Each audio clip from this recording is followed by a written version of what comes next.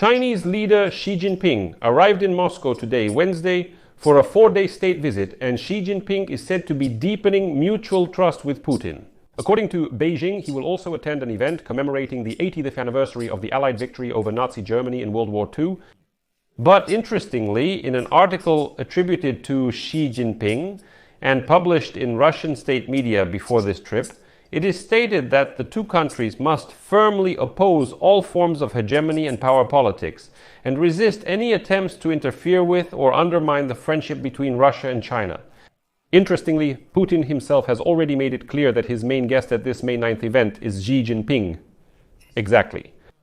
And here, there are some very alarming signals that indeed Xi Jinping has arrived in Moscow as an honored guest. Not just for nothing, but in order to further strengthen the ties between Moscow and Beijing in their confrontation with the so-called global West. And here there are a lot of such hidden details that definitely need to be discussed. I'm Alexei Pechi, it's May 7th, let's go! Xi Jinping's visit to Moscow. Let's discuss together what's going on behind the scenes there, and whether Xi Jinping really just came for the May 9th parade. Or will he spend these 4 days with a completely different goal? To strengthen such an autocratic alliance against the democratic West? Let's go through everything step by step.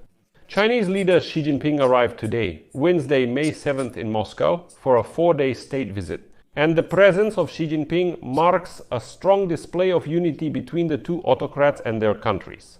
At a time when President Donald Trump's diplomacy, America First, has shaken global alliances and changed the relationship between Washington and both powers.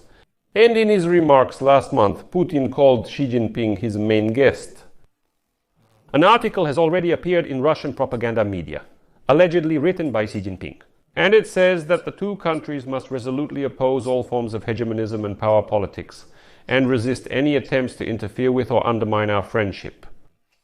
The strong comradeship between our two countries, forged in blood and sacrifice, continues to grow. It is an eternal source that nourishes our everlasting friendship. I'm quoting to you an article that was supposedly written by Xi Jinping. And now it is already known that even the Chinese military, the honor guard of the People's Liberation Army of China, will also join this parade and march across Red Square. Well, to mark this event, Putin proposed a 3-day ceasefire with Kyiv. According to some analysts, this decision was motivated by the desire to demonstrate Russia's military power to foreign dignitaries without any obstacles. President of Ukraine Volodymyr Zelensky rejected this proposal, calling it a theatrical performance, and reaffirmed his support for an earlier United States proposal for a 30-day ceasefire. As you heard today, Jay Divan says that this is no longer relevant. Earlier this month, Zelensky warned high-ranking officials who had come to events in Moscow that Kyiv, quote, cannot be held responsible for what happens on the territory of the Russian Federation amid the ongoing conflict, which the Kremlin later called a threat. Ukraine has already carried out several drone attacks on Moscow during the war, including in recent days, which led to the temporary closure of airports in Moscow for several hours. This happened just today. Well, in the so-called Ministry of Defense of Russia, they have already counted that almost 450 drones, or even more, flew over Russia today. Ukraine states that its attacks are aimed at destroying infrastructure that plays a key role in Moscow's military operations and are a response to Russia's ongoing attacks on Ukrainian territory, including residential areas and energy infrastructure. Let's return to Xi Jinping. As mentioned earlier, Xi Jinping will be visiting Moscow in the coming days. It is unlikely that Ukraine will attack Moscow itself with those same drones, but it is not ruled out that they might attack, for example, other regions. Overall, this is already Xi Jinping's third visit to Russia since Putin launched his full-scale war against Ukraine more than 3 years ago. But since his last visit, which took place a little more than half a year ago, a lot has changed. China and the United States are now in an escalating trade war, which threatens serious consequences for both economies.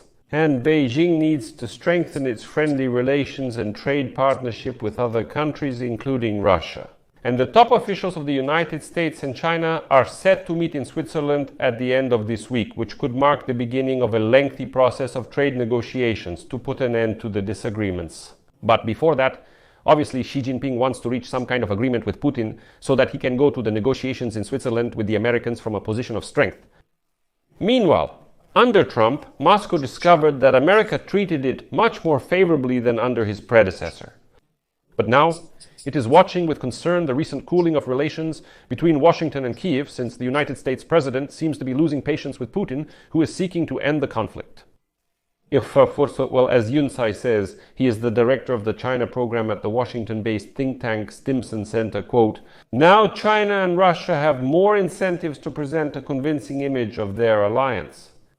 Given the turbulence created by Washington's policies in the world, China and Russia will send signals that there is still stability and trust in international affairs, and that de-Americanization is already underway. They will unite and call for greater support against unilateral actions and United States hegemony publicly and openly."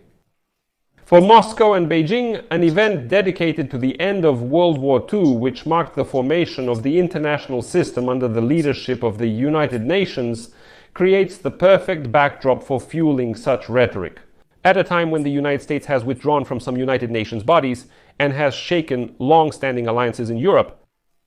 In an article published on Sunday by China's state news agency Xinhua, it is claimed that Xi Jinping and Putin, quote, "will guide the proper direction of global governance, clearly oppose unilateral actions and intimidation, and will work together to promote the building of an equal and orderly world with multipolarity and inclusive economic globalization." And so, according to Kremlin aide Yuri Ushakov, during the meeting on Thursday, the leaders of the two countries will discuss Ukraine and relations with the United States. And, which is very important, the power of Siberia 2 gas pipeline. This is a gas pipeline from the western part of Russia to northern China, which Moscow has long been trying to negotiate and launch. China continually imposed its own terms. Xi Jinping and Putin, known for displaying their close relationship, have in recent years strengthened the economic and defense ties between their countries. They have also worked together to position themselves as responsible alternative leaders to the United States, even as Russia wages war against Ukraine and Beijing increases its aggression in the South China Sea toward Taiwan, the self-governing island that Beijing claims as its own. It is important to note here that the relationship between the countries has only accelerated because of Russia's war against Ukraine, as Beijing has become a key lifeline for Moscow. Despite claims of neutrality in this conflict, China and Russia reached a record volume of bilateral trade last year, as Moscow, under sanctions, increasingly turned to China as an export market and a source of goods. Western governments have stated that dual-use products from China, such as microchips and machine parts, are supporting Moscow's defense industrial base. Losing Beijing's goodwill in Europe, China is defending its normal trade with Russia, speaking about the fact that we are simply selling goods and what happens next in Moscow is not our concern. According to observers, during this visit, Xi Jinping will try to secure China's permanent access to Russia's natural resources and market. Since China is currently facing tariffs of 145% on most of its exports to the United States, and China itself has imposed such high retaliatory tariffs during the prolonged trade war. Given the current policy of the American administration towards China, China really needs Russia in many aspects, in terms of trade, in terms of energy resources, and in terms of political support on the international stage. However, according to analysts, that same trade tension, as well as Trump's doubts about the economic and strategic ties between the United States and Europe, have also created a potential opportunity for China to restore relations with Europe. And Xi Jinping will likely be aware of this when he conducts his diplomacy in the coming days. That is, many European observers will be watching and listening to Xi Jinping's speech in Moscow. Will he talk about peace in Ukraine in such a substantive way? Will China change its fundamental approach to supporting Russia and its military efforts against Ukraine, which would make its relationship with Europe easier? So if there are any hints or signals, Europe might latch onto them and say, listen, maybe we need to restore relations with Beijing. In recent months, similar questions have been raised about whether a change in the United States' position could bring Moscow closer to Washington at Beijing's expense. And in recent months, Trump has completely turned traditional United States policy toward Russia on its head, repeating Kremlin rhetoric about the war in Ukraine and showing a willingness to make concessions in favor of Moscow. Since Trump is seeking to put an end to the conflict, But in the Trump administration, there are also signs of impatience with Putin's ongoing pressure on Ukraine, despite Ukraine's supported proposal for a 30-day ceasefire. Well, the signing of the Natural Resources Agreement by Washington and Kiev last week is widely seen as strengthening Ukraine's position in Washington. Nevertheless, close observers of the governments of Xi Jinping and Putin say that they have little incentive to abandon their carefully constructed relationship, which brings deep ideological and economic benefits. Well, and here for balance and understanding of the view from Beijing, I'll give you a quote from Wang Yue, the director of the Institute of International Relations at Renmin University in the Chinese capital. He says the following: "This is the main point of view from Beijing. Russia stands together with China on the issue of supporting the international order. Russia does not trust the United States, and the fundamental hostility toward Russia in the United States and in the West as a whole cannot be changed by Trump. Instead, the upcoming meeting between Xi Jinping and Putin in the next few days will most likely send another signal. China and Russia remain as united as ever."